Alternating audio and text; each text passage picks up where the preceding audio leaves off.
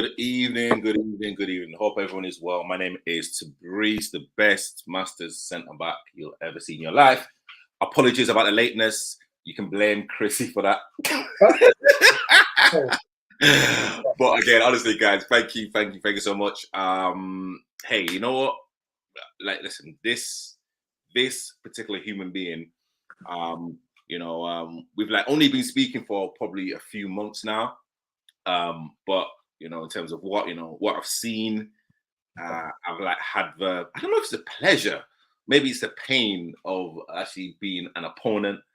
But again, for like this guy to actually come on and to talk about his like journey in like football and also in life, it's an absolute pleasure. Please welcome Chrissie The Wizard Hubbard. How you doing, sir? I'm good, man. I'm good. I don't like the way you're trying to throw me under the bus and say, "Oh,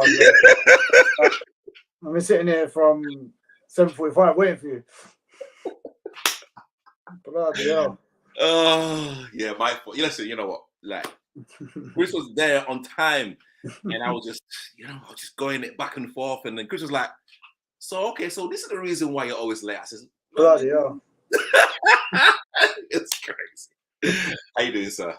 Yeah, I'm very good, man. Yeah, thank you for having me on, man. As I mentioned before, it's an honor, and I really appreciate you giving me the opportunity to obviously grace your show. So yeah, thank you, man. Thank you. Well, and again, thank you for like coming on. I mean, again, I've kind of played against you once, and you kind of gave me the runaround, which I was kind of pissed off about. To be honest, it was really frustrating. What did you do much? Did you do much running up there? I can't remember.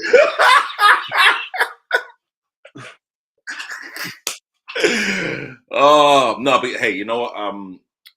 A great LSU side, and you guys won yesterday, right? Yeah. A very, very good win. Just to keep us obviously continuing with the good start that we've had. We had a very, very good pre-season, if I'm honest, and then I think two good games that we've had so far in the league, which has been a positive start, man. To be fair, you can't ask for more in it. 2 wins in 2 games, and you just got to try and continue as best as we can. Cool. And David Smith has come on. My guy, not UT, but my guy, the Wizard. Go on, Smudge. Okay. Appreciate that, Smudge. Hey, Smudge, my guy. Hey, listen, that's a legend right there. Oh, dear. So let's kind of start from the beginning. So how was football, as in watching football and playing football, viewed in your family household? So for me, I started quite late. I weren't overly into football at first. I was more of I don't know, like a child, innit? Wanted to go out, climb, do nonsense and whatever. I kind of lived with my aunt and uncle for a little bit, so my mum's sister, and in that house I think they had like 5 kids, and a couple of the boys were football mad. My uncle was into football. He watched football, which kind of got me into it. So I was watching football with them, kind of playing football with my cousins. Then I kind of thought, well, you know what? I kind of like this. Then I moved back home, and I was just randomly playing football one day in my local park, Leighton Square. Anyone on here will know, legendary place there, man. Made some proper footballers. There's some ballers that come out of Leighton Square, man. I believe that. And just remember playing there one day, just randomly in a tournament. And Gavin Rose, who was obviously, he was at Dulwich recently, but recently just left. He was working there, and he kind of had control of the football team. And he come and spoke to me and just said, "Oh, will I join their team?" So I was just like, me? I didn't think about football like that. And they gave me the forms. I remember going home to my mum and my aunts and stuff, and I just said, "Oh, been asked to play football." For my mum and my aunts, it was like a massive thing. Like, oh my God, yeah, like, we're going to get you some football stuff now. I never had football. I never had no football boots, no AstroTurf or nothing. Then obviously they had a little whip round, got some football stuff, and then just started playing for them, playing for Lane Square for a bit, then moved on to play for Dulwich, like the Aspire Academy. I was one of the first lot that started, and then just went on from there. In my house, my mum tried her best. My dad was never into football. My dad was never a football man. So to say, did he ever push and give me encouragement to be a footballer or to play football? Not really. He kind of frowned upon football. I remember one comment he said was like, "You want to play football?" I said, "Well, yeah, apparently I'm all right." And he was like, "Oh, well, nothing's gonna happen. Nothing's gonna escalate from that." Because he was a mechanic. He knew how to fix cars, he was into cars, stuff like that. Him and his brothers all had like a garage, a yard thing. And my mum kind of tried to pursue it as best she can, but she never knew what to do. She tried her best, tried to get me to places as much as she could. But majority of the time I had to do it on my own. A lot of the traveling by myself and stuff like that, really. But yeah, and then just got on with it. So when you was traveling on your own, I mean, I'm actually guessing that kind of influenced you and literally made you grow up a lot faster, kind of going to trials, kind of going to training, going to clubs. Yeah, massively. Like going on trains and stuff like that. There was times I weren't getting home until 1 a.m. on my own. I mean, living in Peckham, I lived in Peckham all my life. So you see Peckham nowadays. Imagine walking through Peckham off the train at 12 at night then. That's what I had to do. Like I said, my mum was always doing her thing. My dad was never interested. So I had to do it on my own. And who was or possibly is your biggest influence in football? As in wanting to play? As in wanting to play, footballing heroes? So when I started watching football, obviously everyone knows about R9. He was the guy that I really enjoyed watching. I watched him all the time. You can never escalate to be what he is, but I always thought to myself, "Oh, this guy's a player.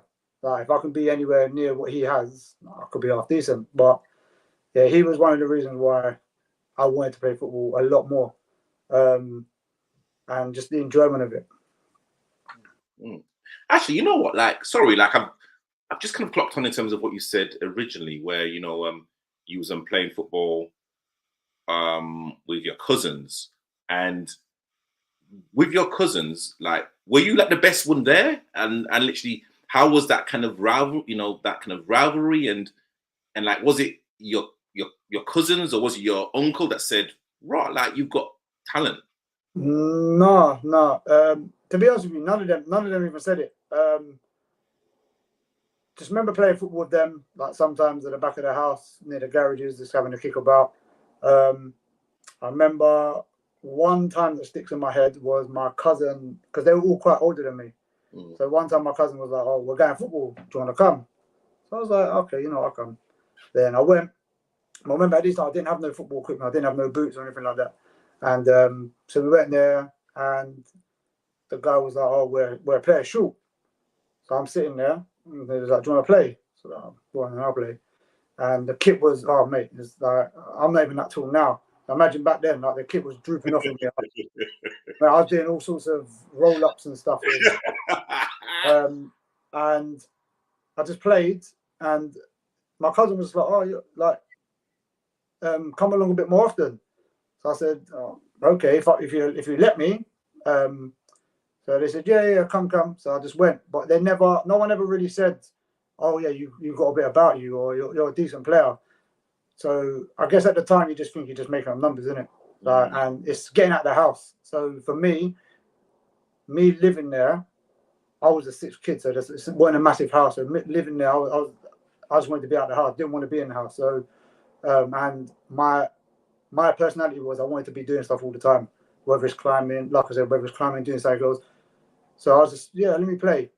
But yeah, no, never none of them really said to me, "Oh, you're a good player." Obviously, my mum said it to me, "Oh, you're good." When you hear it from your mum, you think, oh, yeah. You're always gonna say that.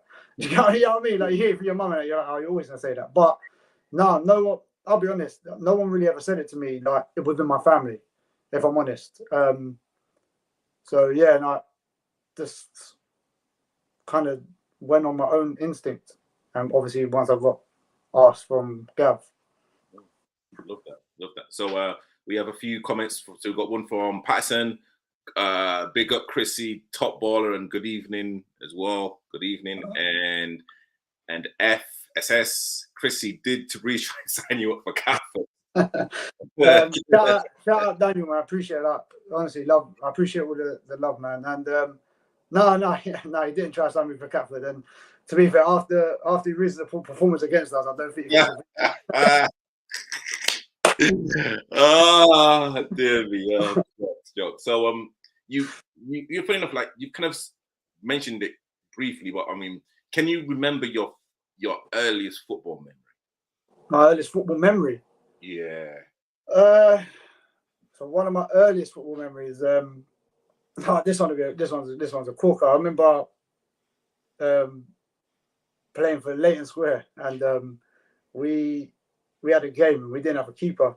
Imagine back in the day, I was tiny, and me, I was like,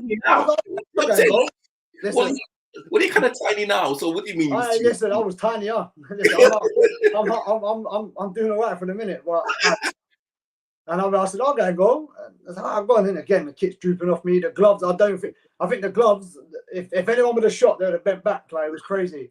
And I remember getting absolutely annihilated in goal. I mean, they could have shot from anywhere, and they were going in. So that's been a memory that sticks to me because I remember standing in the goal and looking, thinking, bloody hell, this goal is massive, man. So yeah, that's one memory as like when I first started out.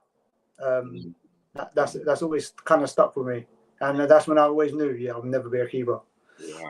But for you to put your hand up and actually want to go and goal, what was that maybe you wasn't too sure if you was good enough to play on the pitch, or were you trying to like please your peers? Like what was? I mean, I know it's weird, but like what was kind of going through your mind if you can remember? I would say it was more of a confidence thing.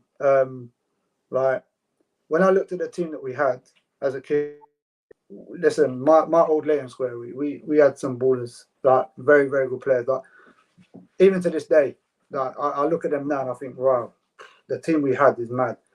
And how most of us, well, not say most of us, most of them didn't move on to play professional football was crazy. And when you're looking around the change room and you're just thinking to yourself, do you know, these guys are better than me, man. I might as well go in the sticks. And that's kind of why I did it in a way. Because, like I said, we had a very good team. And confidence was always a thing for me in football. Never really believed in my ability.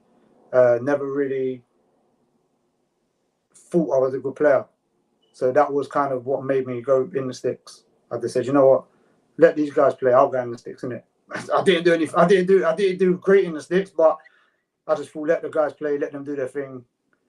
Yeah, and that was about it really. I just thought they were better than me. Let them do their job.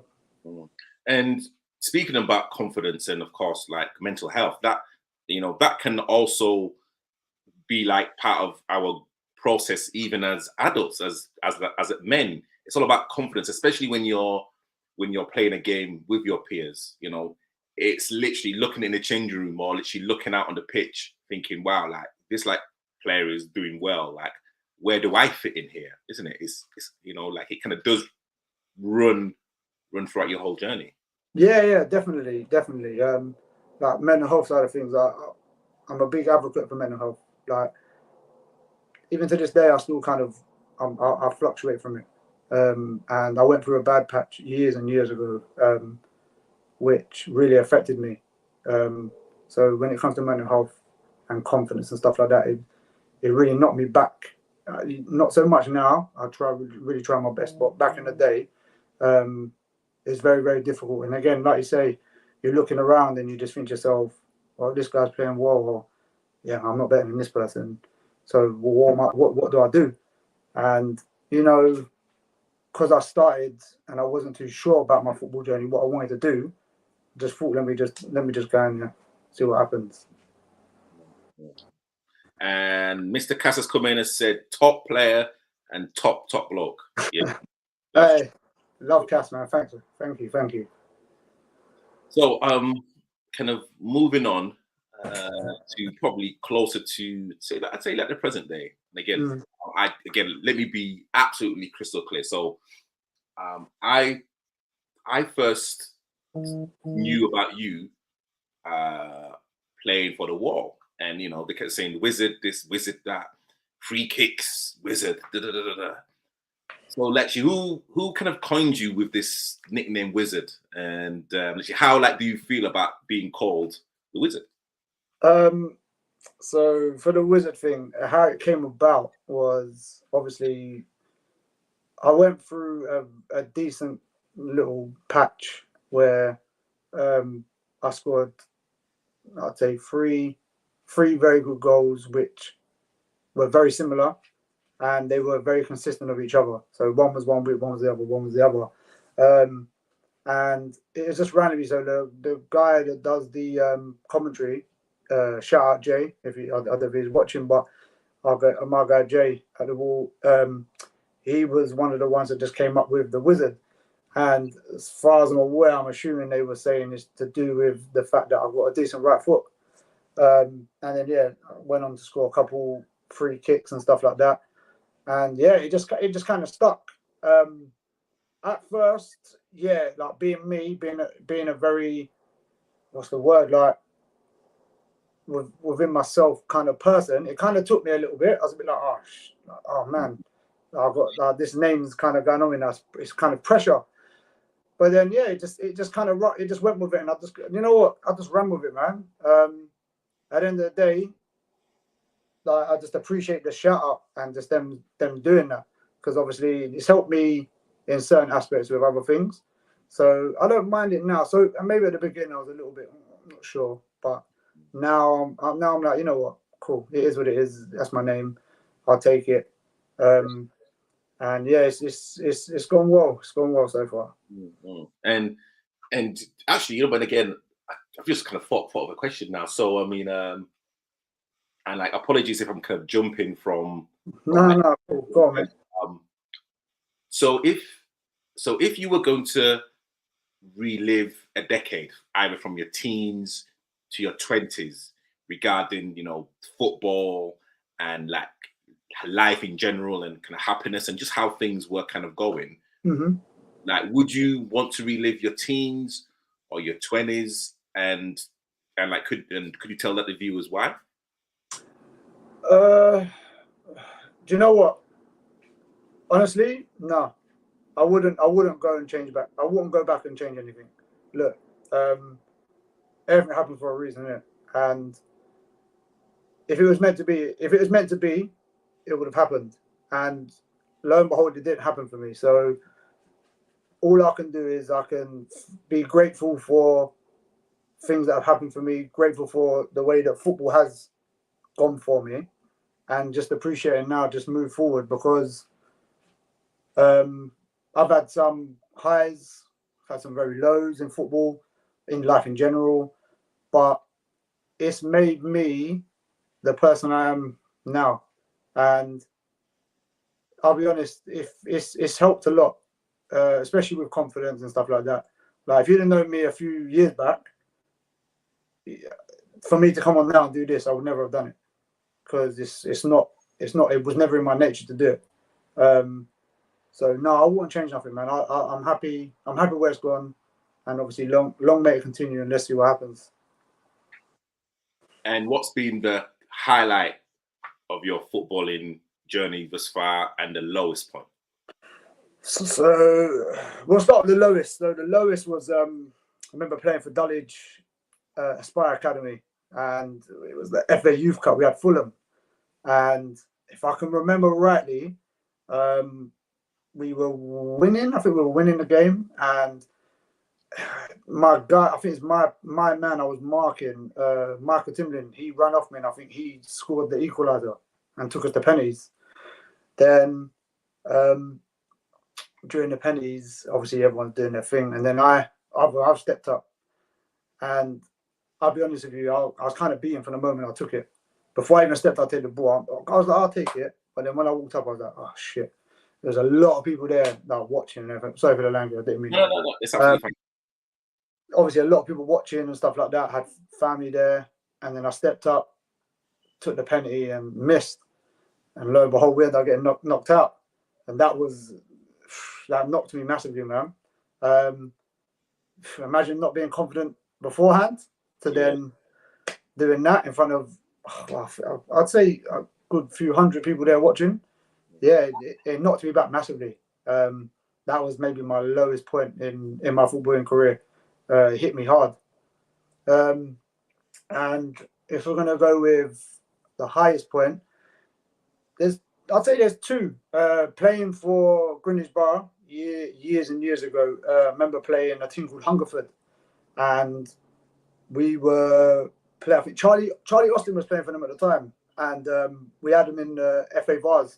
I remember us losing, and I've got the ball. We're playing. I've got the ball out wide, and I've somehow got down the wing and I've whipped it, and we scored, equalised last minute to take it to a replay, and just the feeling of doing that, and then obviously because they were one of the favourites to win the cup, so for us to do that and then go into a replay, it was buzzing, man. It's like one of the best feelings, and then obviously my recent win with the Wall. Obviously, that's got to be up there, man. Like only being together for 2 years and going on and winning one of the biggest cups in, obviously Sunday League, which is the PPC. Yeah, that was a big moment because it was nice to be part of something new, and then obviously playing a massive part in that, and then going to like lift that trophy. Because at the time, there was a lot of people were going through a lot of things. So to be able to do it together as a team, and for certain people on the outside of football that are involved with the Wall, that was a really high moment for me. So they're my highs and my lows at the moment. So with those three situations, from being the lowest to like the biggest euphoria in your footballing journey, how like did the management and the players kind of react from missing a penalty to kind of everything that you did at the top end? I mean, is there kind of a huge correlation? So with missing the penalty in such a big game, there's no matter what people do or what people say to you, it's not going to help, innit? Like that was a massive thing for us. Like, we got to Fulham, we done really well, and then to miss the penalty, kind of no matter how anyone manages it, whether it's your teammates, whether it's your manager, you're going to feel how you feel. So for me, like they tried their best. Like they tried to talk to me, they tried to make me feel better, but I personally couldn't feel any better. I felt real rough, like, rubbish from it, because for me, I weren't just playing with my friends. I weren't just playing with my teammates. I was playing with friends that I grew up with. So for me, that hurt me even more because I let my friends down, not just my teammates. And when I say friends, I mean there was people in the team that I grew up from a young age that I've known for years. And for me to miss it at that time, I was like, oh damn, I've got to go look at these guys in the face around the area and stuff like that. And it's just like, how are they going to look at me now as like, after? So that was very difficult, a difficult time. But no one was ever bad to me. Like everyone was amazing, man. They tried their best to pick me up and stuff like that. But you know, I mean, whatever goes through your head and whatever you're thinking at the time, it could never be helped, innit? Roundabout. So like with the other stuff on the highs, listen, they're some amazing. Like even at the time of Greenwich Bar, some really good management. I don't know if any of them are in the game now, but yeah, they were really good, and like the way that they lifted you up. Like even when we were losing at the time, and they were saying, "Oh, come on, man, we've got this." Like all it takes is one goal. Everything changes with one goal. And then literally last kick of the game, we've equalised, and that's a massive, massive feeling, man. I think it's like the last 16 as well. So it's a massive stage. And then obviously we end up getting slapped in the replay. But at the time, you'll take that, man. It's money for the club, so you'll take that.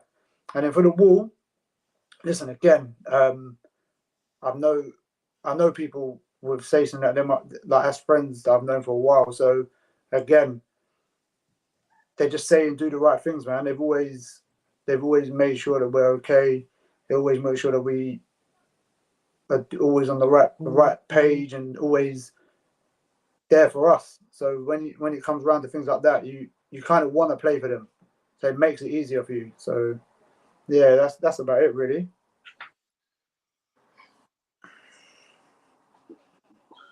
If you could, don't mind me asking, and you don't have to answer.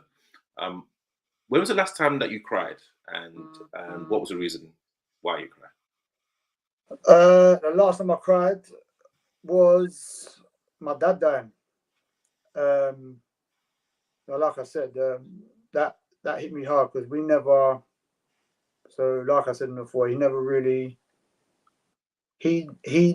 thought about football in anything. And my dad, like people on here, if anyone's watching, knew my dad. My dad was so my dad was a different kind of guy. He was brought up different. So my dad's side of the family were very hard. Very hard. You couldn't show any weakness. You were never allowed to show weakness. And me and him never really see eye to eye. Obviously, for other reasons. And as time went on, as we kind of grew apart. So when I found out he was ill and obviously he was dying, seeing him in a certain way, and he was really bad to the extent where he couldn't string a sentence together. So for us to even communicate and try and hash out anything that we couldn't do years ago was very, very difficult. And then it kind of hit me hard after, because like you think to yourself, oh, it is what it is. We don't really talk and whatever. After, when I actually sat back and thought about it, I was like, damn, did I do something wrong? Should I have done more as his son to go and reach out to him and stuff like that? And then that's when it hit me hard, and I just broke down. I'd say for about, it's not even an exaggeration, but a solid week. Like there weren't a day that I weren't emotional.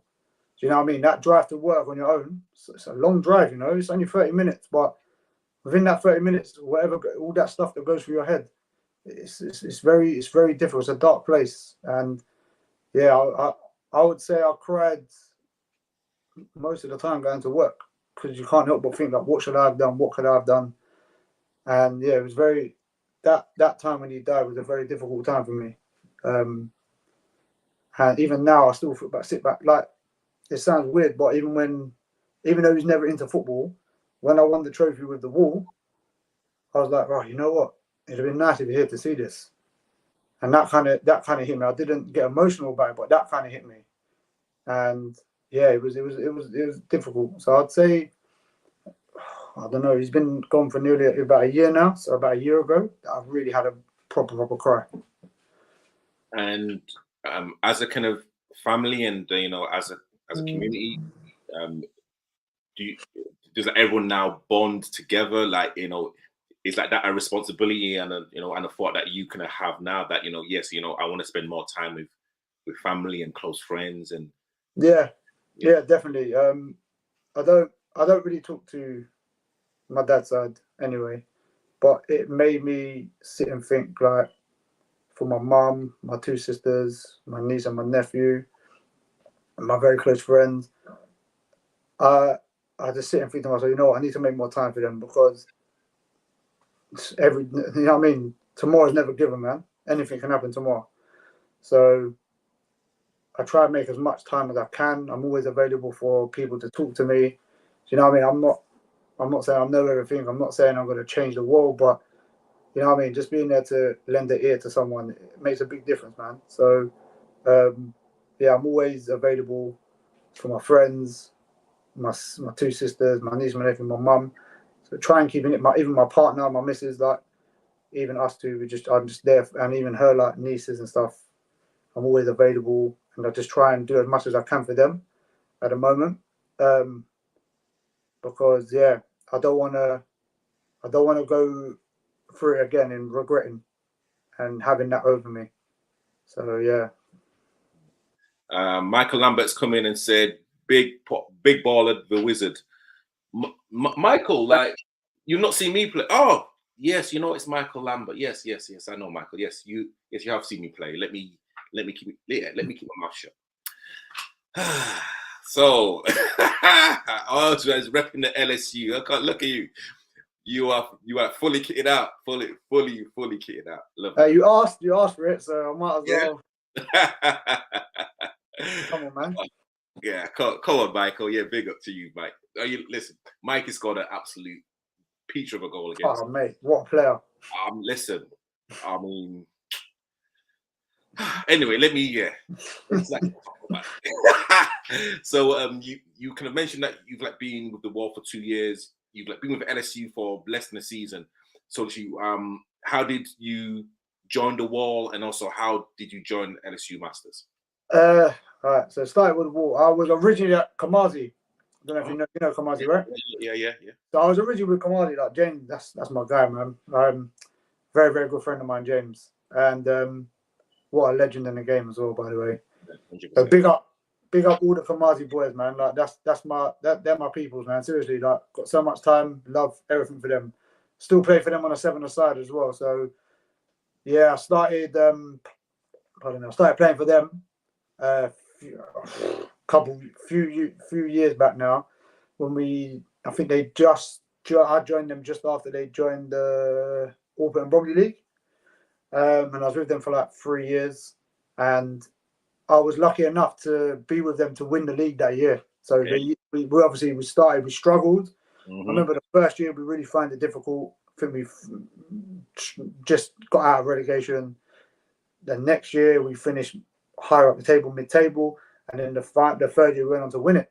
Obviously, we just pipped SC Dons to the title, and just remember playing. And then obviously I got approached by Sace, and I'm quite I'm a very loyal person. Like when Sace rang me, I said, "Look, I'm with Kamazi, man. Like I can't just up and leave." And I remember playing them actually, and I scored against the Wall. Actually, I remember scoring a free kick against the Wall. We knocked him out the cup. I felt really bad actually, and yeah. And then obviously footballing reasons, I just ended up joining them.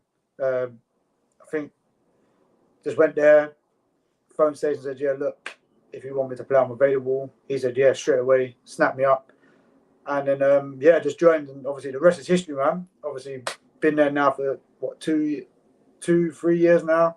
It's going really well. Listen, they got a very, very good setup. The people running it behind the scenes, excellent people. Obviously, the management.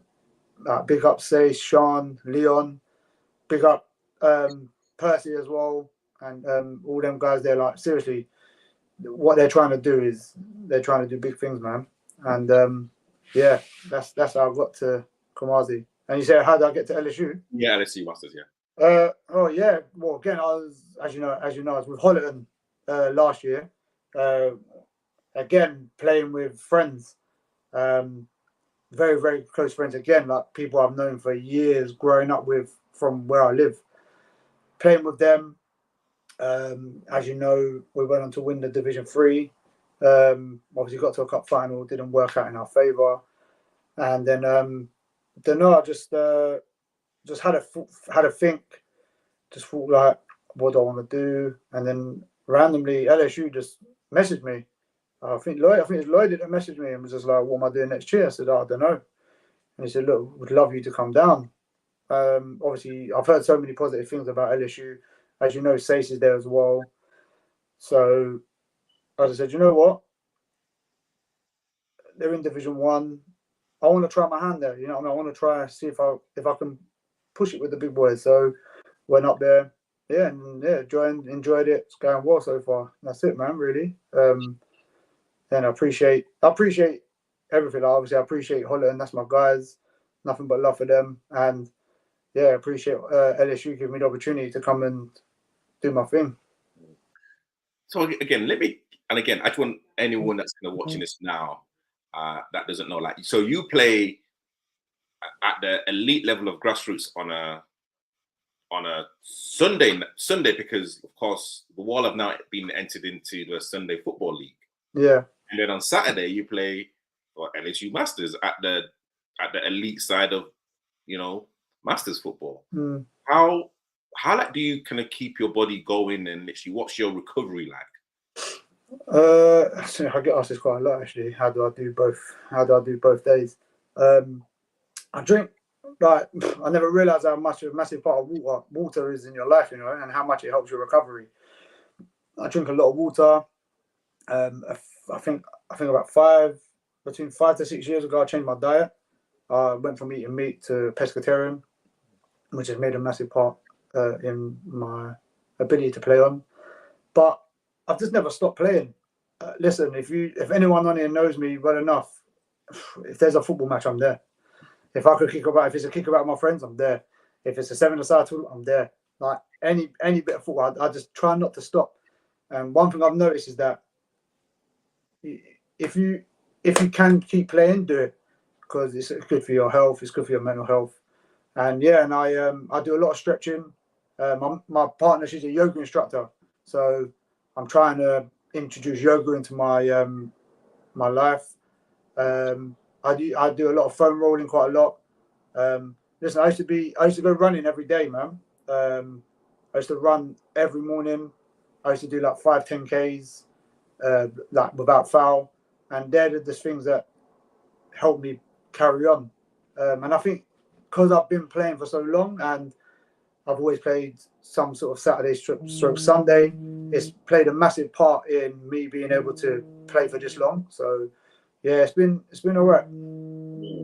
And again, I can kind of talk from experience now in terms of your movement. Like, you know, it's weird because like when you actually watch you play, I mean actually being involved, you wasn't really moving a lot, but like your movement is really effective. Like, you know, you're not gonna go into crazy tackles. Like, you're not gonna be running at 100 miles an hour, but like your movement in and around the 18-yard box, in and around the area. I mean, is that discipline? Is that, you know, again, self-taught? Were you watching someone?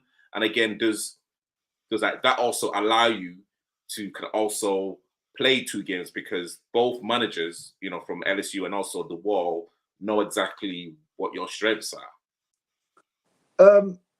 To be fair, listen, I believe that I work quite hard. Like, even though you say I don't necessarily move quite hard, but I work hard. I work hard off the ball and stuff like that. But when it comes to things like that, I remember years ago I got coached to play in the 10, or you know, the 10, the attacking midfield.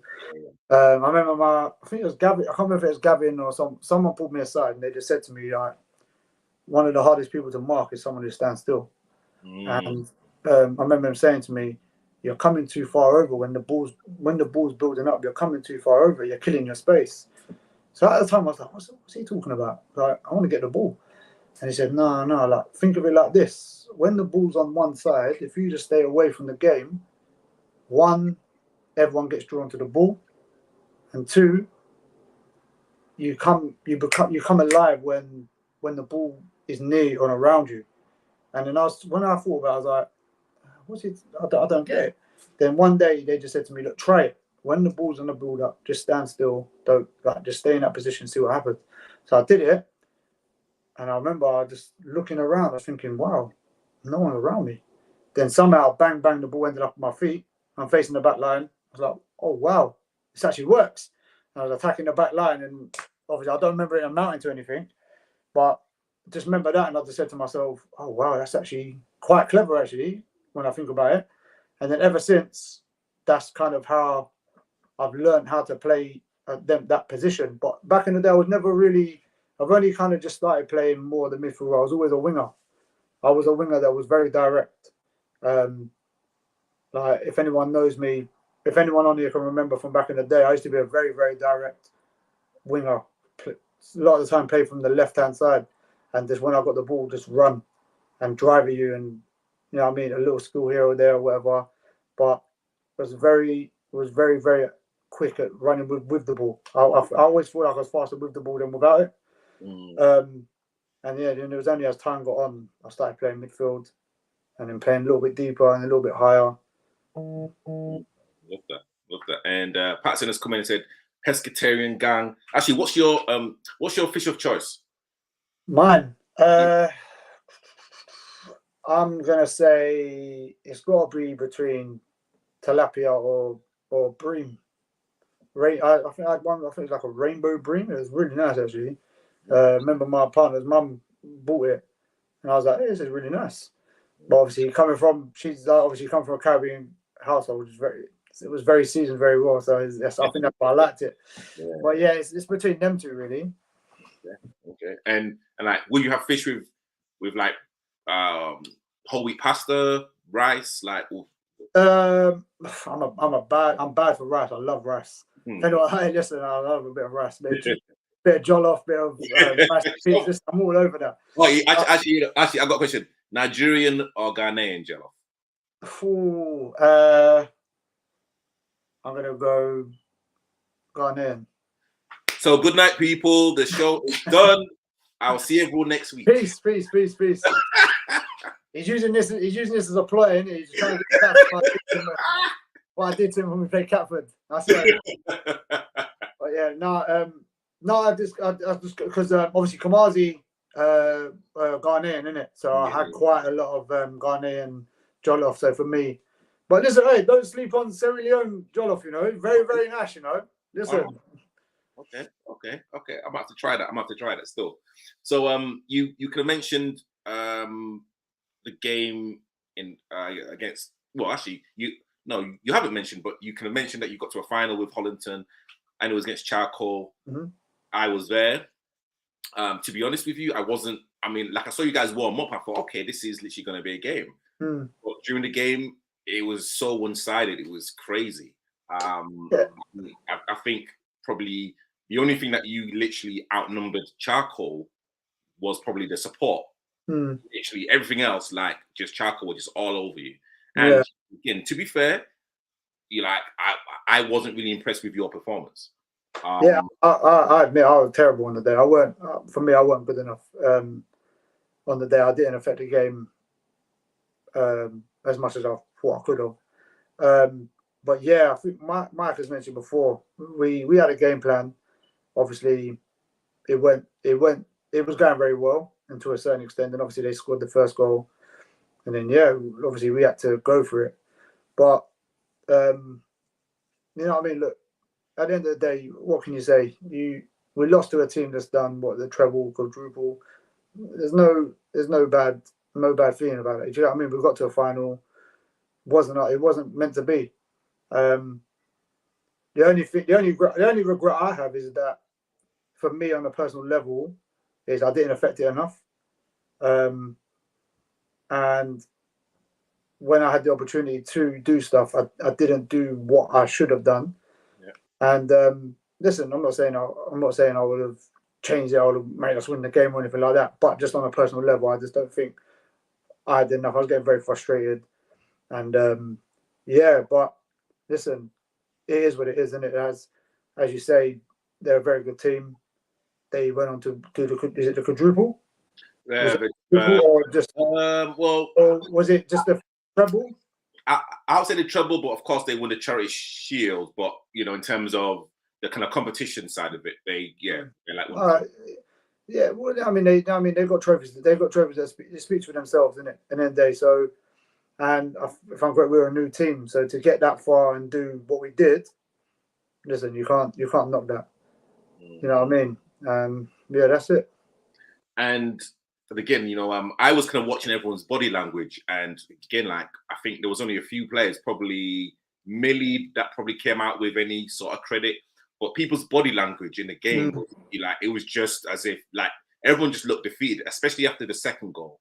Everyone looked defeated. I mean, how important is body language in like football when you've got the ball and you don't have the ball when I'm just like, it's massive, man. It's massive. Like you think about it. So until they scored the first goal, we might not have done a lot with the ball, but we were in the game. Obviously, they've had their shot. They've scored. Now, you just you slightly become deflated. Then they go and get another goal. That's it. You're just like, oh man, like it's gonna be a long day sort of thing. But with body language, like you think about it, you play football and you're looking at your opponent. Now, if your opponent is deflated and they're showing their body language, showing deflated, you know you've got them. That's when you go for the kill. And that's exactly what happened. Like they see that we as you say, we were gone. And then they just went for the kill and ended up getting us. And obviously, I think it was like 5-0, was it, or something like that? Yeah. You know what I mean, what more can you do? Yeah, and as you say, Millie played really well, man. And like I feel he was restricted a bit. He should have played a bit higher, but obviously he did a job for the team. Gaff Arson did a job, and he did a very, very good job. But yeah, no, look, Millie's a player, man, very, very good player. As you're fully aware yourself, he's a very good player. But yeah, in football, body language is a massive thing, man. If you come across as you've got your head high and you're ready to play, that can go in your favour because then other people will look and think, okay, they're up for it. But the moment you show that your body language is low and you're not up for it, that's it. People are just going to go for it. And then it's hard for you to get up for games. It's hard for you to do certain things, move the ball, your first touch and stuff, because you're not ready for that. And you kind of just give up. And it's not a good thing to do, but that's kind of what happened, isn't it? So Baz Savage has come in and said, come on, Baz. Hello, Jollof. Come on, Baz. You know, mate. Good Jollof, that. Nah, Baz, man. Come on, man. This is.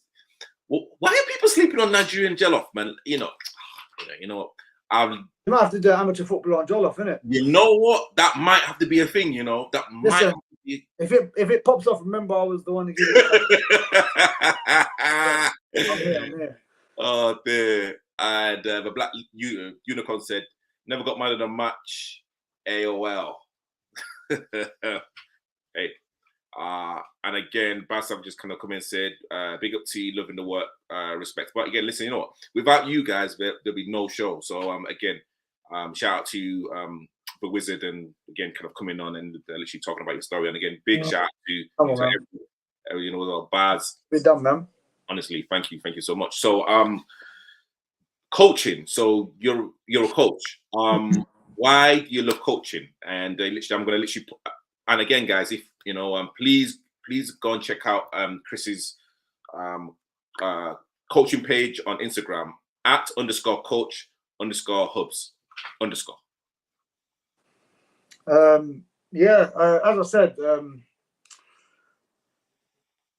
how did I get into coaching? So I've always, as years went on with football, I started liking it a lot more. I watched a lot of football. And just watching, analysing and watching certain people and stuff like that. And then how certain managers and then how the game changes through the years. And I was just like, oh, this is very interesting, man. And I kind of thought to myself, I want to be a coach. I say, if I don't play football, I want to be in football in some sort of aspect. And it was the very first lockdown. I remember sitting at home, me and my partner was talking. And I said, I kind of want to get into coaching. I want to start my own little coaching thing. She said, well, do it.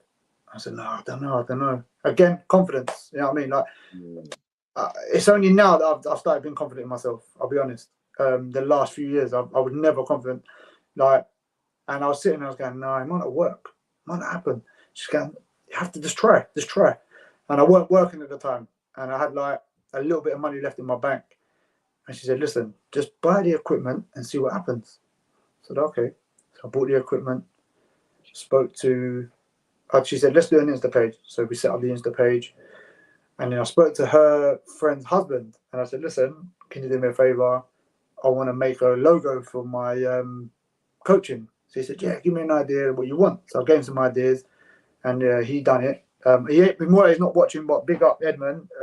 Very, very good. He done my logo and that for me. Then I just said, you know what? Let's see how it goes. So I put it out there.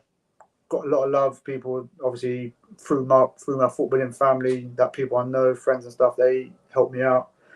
Then, I just started doing it, and it started blowing up. like Insta, people started messaging me. Oh my God, can you do a session for? Can you do a session for me? Do a session for me? I said, yeah, come. And then started happening, building. Then out of nowhere, one of my friends who works at Millwall, he's a scout. He messaged me and was like, listen, there's an availability at Millwall. I'm like, huh? Me? He's like, yeah, like, want to come and join? And again, I sat there thinking, you want me to join? Like, come on, man. And then he said, yeah, like, come, man.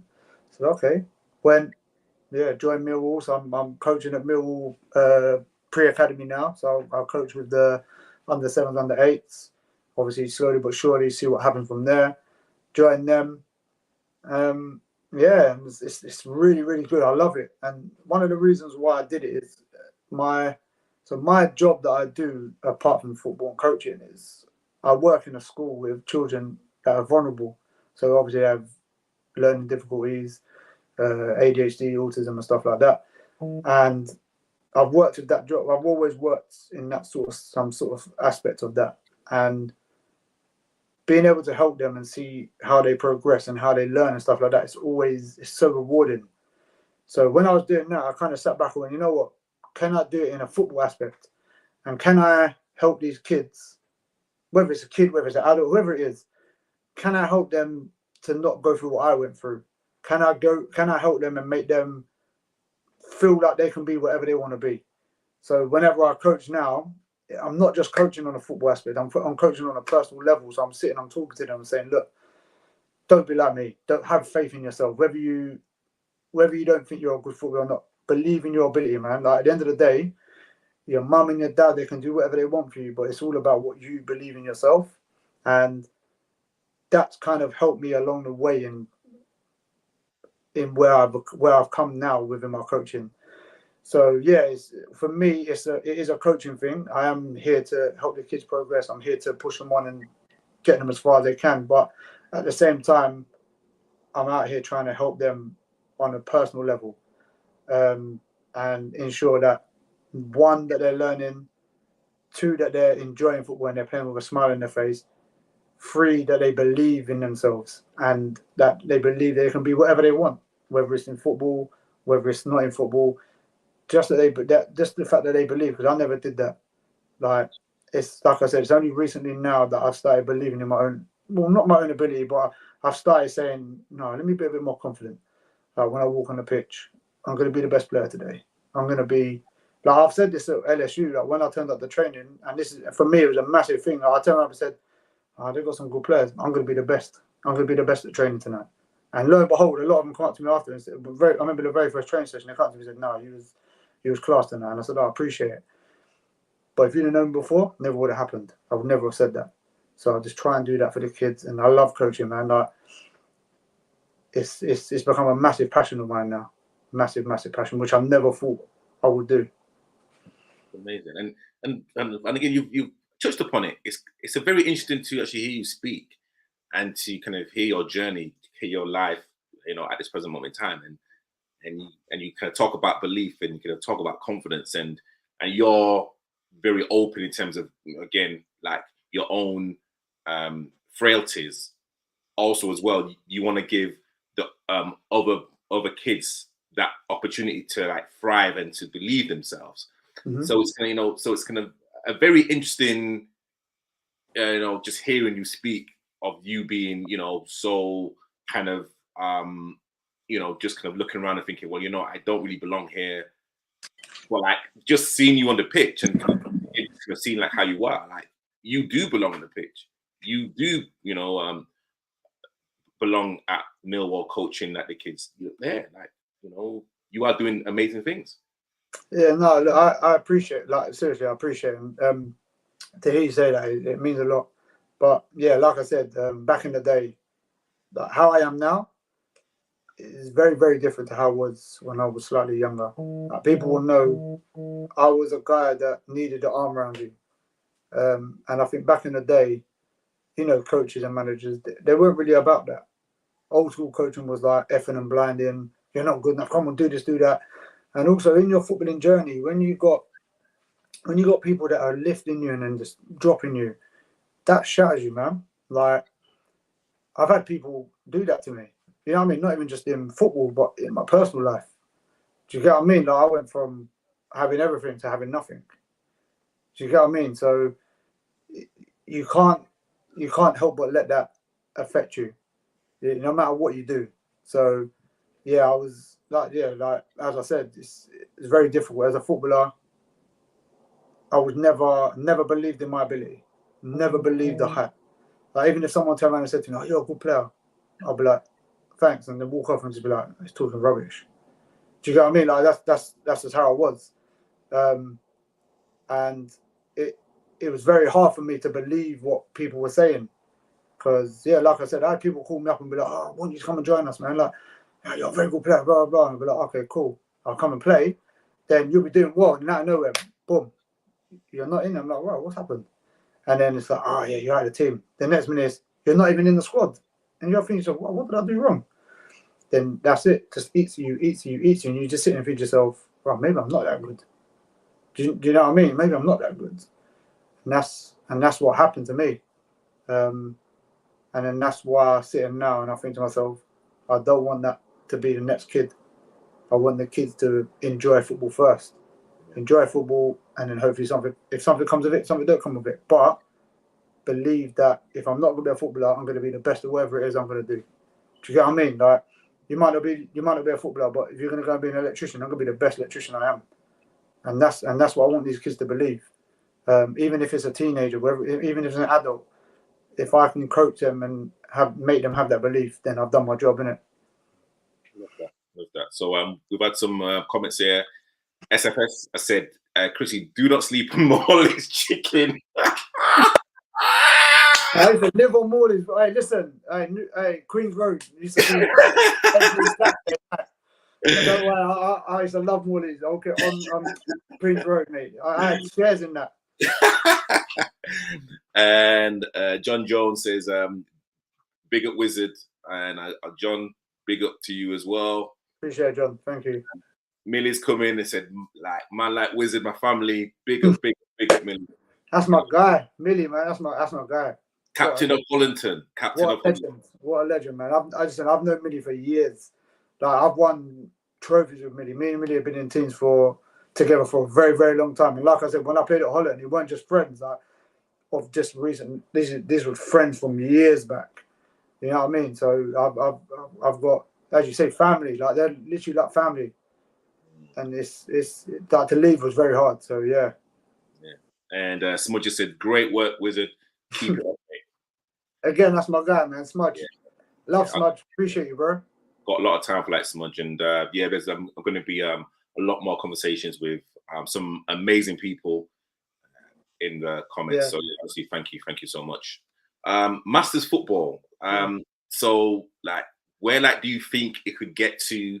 I would like love to get your opinion about Masters football.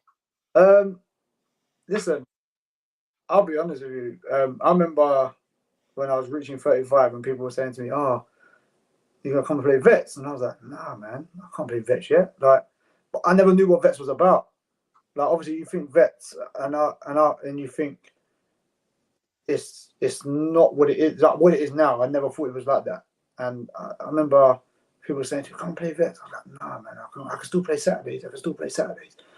And then to be in it, I'm like, "Bro, why didn't I do this earlier?" And listen, with people like yourself, like seriously, bro, I've said this to you many a times, man. Like what you're doing for grassroots, for mental health, for Masters football, keep it up. Like you're doing a massive, massive job. And honestly, with people like you that are backing it, and the more exposure it gets, listen, it could be very big. It can be very big. And you just look at some of the players that are in it. Like it's not no walk in the park, man. There's some very, very good players, and like you're playing against very good players week in, week out. Come on, like Holland have just signed some unbelievable players already. Like you look at LSU, they're stacked. You look at other teams like Charcoal, other teams in the league. Like, I don't really know much about a lot of people. I can only speak on people that I know, and obviously Holland, LSU, and Charcoal, the only ones I kind of know. I'm new to. This is my second season in vets football, in Masters. So I can only speak on the experience that I've had so far. And believe me, I can imagine other teams that people know about in vets that more like got some unreal players. more like have. I don't know much, but listen, if it carries on going, I'm surprised it's not as big as it is already, because just like even like yesterday, we played yesterday, and to have that many people on the side for vet football, I was like, wow, this is mad. But it's good, and I'm enjoying it. I kind of regret not starting a bit earlier, but I'm here now. Like, let's see what happens. But I think for you personally, keep doing what you're doing, because you're putting it out there on the map. A lot of people are taking on more notice of it. People are actually saying to me now about obviously amateur football. People come up to me and speak to me about LSU, and these people, I think to myself, wow, they really know you lot knew about this, but it's down to yourselves and stuff that are making it big, man. So yeah, we appreciate you for doing that. Thank you so much. And LSU Masters have come in and said, love this guy. Didn't just sign a player. He's deeper than that. With the Wizard, he's already a senior player at LSU. Unbelievable. I appreciate everyone at LSU. Like I said, going from playing with my friends, so like the contrast of being at two teams. I went from playing with my mates and, like I said, my family, to then going to join LSU. I never really knew anyone there, and now I've got another family, because they've made me feel so welcome. So it's really nice. So turning up every week and then people just talking to you and making you feel like you should be there. That's what it's about. I've played in teams where, and not even just vets, any team. I've played in teams where people won't even talk to you, and you're sitting there going, "Right, we're teammates. You won't even talk to me." Do you know what I mean? And that's never happened. I went to LSU and I actually felt like I've been there for ages, and they did that. So what can you ask for, man? Like, it makes you want to play football. It makes you enjoy football more. And it was the same with Holland. Being at Holland was exactly the same. Turn up and playing with your mates week in, week out. Oh, mate, what a joy! What a pleasure! You know what I mean? You can't and then winning the league unbeaten. Like, mate, what more do you want? Do you know what I mean? So, and then now it's another journey. My next journey begins with LSU, and it started off really well. So, love that. And where can people find you? I mean, I can look your coaching, but where can people find you? Like, I'm on Twitter and stuff. I'm not overly active on. I'm active on Twitter, but not as much. So I was on Twitter, obviously, same thing, Krubby. You can find me on Insta with the same one, and obviously on my coaching with Coach Hubs. They're the socials you'll find me on, and I'll post as much as I can.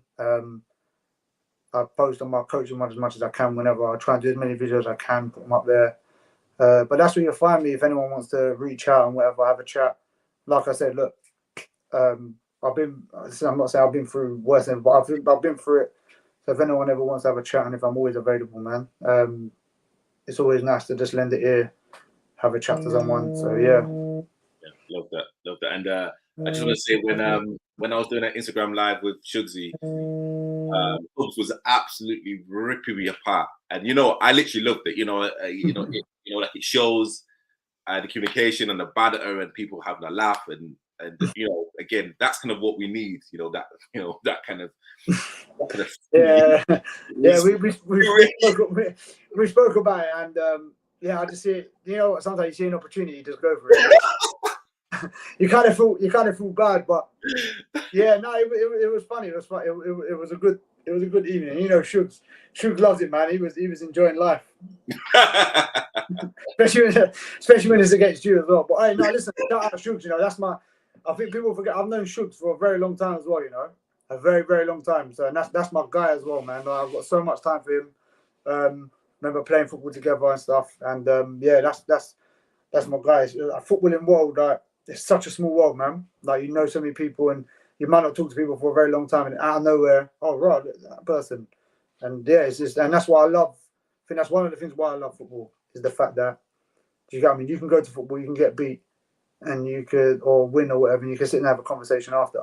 Obviously, like we said, me and you, we met when we played Catford, and listen, after that we spoke for I don't know, about an hour, maybe longer than that. I mean, we spoke outside, went up to the bar, had a chat, and it's just little things like that. That's why football's a very, very big advocate for like mental health and stuff like that, man. It's you go to release your stresses and stuff like that, you know what I mean, and spend some time with your friends and even the opposition teams and just enjoy the day. Yeah, facts. So Holton have come in and said, big up hopes, good luck for the year. Love Holton. Of course, until you two, you know, meet in a semi-final, then of course, you know, things will be different. But hey, oh man, no, listen, like you say, we always say, innit, like you're friends off the pitch, and as everyone will know, Holton are footballing people, man. You cross that white line, we're not friends for 90 minutes, man. Then once the 90 minutes is done, we're back to being friends, and that's how football should be. Like, listen, like I've said, I've got so much time for everyone involved at Holland. I never ever left on bad terms. It was just a decision that I wanted to try my test in the next division, and I wish them nothing but luck, man. Like, listen, they're on to do good things. If they continue how they're going, like they've got a good, very, very good setup, very, very good people running it, and I believe that they'll do well. It'll be nice to see them in Division 1. Okay, cool. And Mike has come in and said, "Bloody hell, Hubs, you like seem to know everyone around here." Told you, man. Football, innit? It's football. Football's a small world, man. Yeah, great human being, definitely. And Dean McDonald's, quality player. Hubs, my guy. Just that, hey, what a player. What a player. What a player. That's, you know what I mean? Like, being able to grace the picture with this guy as well, mate. Unbelievable player, you know? Like, this is, when I look back, when I sit here and I think about some of the people I played football with, it's crazy. It's crazy. I played football with some unreal players. And, you know what I mean? Like, it's crazy, man. You know the strangest thing, and again, this is like my own kind of mind. So, of course, like, Dean's a referee in it, so literally, I've, you know, seen him do like referee and and actually, I saw him play for Jamie Leggett. It was for Jamie Leggett's team. It was for, you know, mental health. And he came onto the pitch, and I'm seeing him just with his little swagger. I'm thinking, right, like, you're a ball, you know. It's like, because automatically, like, I think, oh, because you're like a referee, you know. You're just a frustrated player, but I'm thinking this guy can play. Like, it was like, oh, man, you know, but yeah, man can play. Listen, when you got half of the ability that he's got, you can do that. Like, he's a very, very good player. Very good. Being able to share the pitch with him it's a pleasure, man. Cass has come in with a question, and again, if there's any kind of questions, guys, please feel free to put it in the comments. Who are the top 3 players you've played with in Vets? Who are the top 3 players I've played with in Vets? Yeah. That's a good question, isn't it? Yeah, it's mad because I haven't played Vets for a while. It could be more than 3. Obviously, Millie. Obviously, you get to play. Dean played now and then. Obviously, my boys at Holland, like obviously Darren Flaherty, Morris, Scotty, all them guys there, like Craig.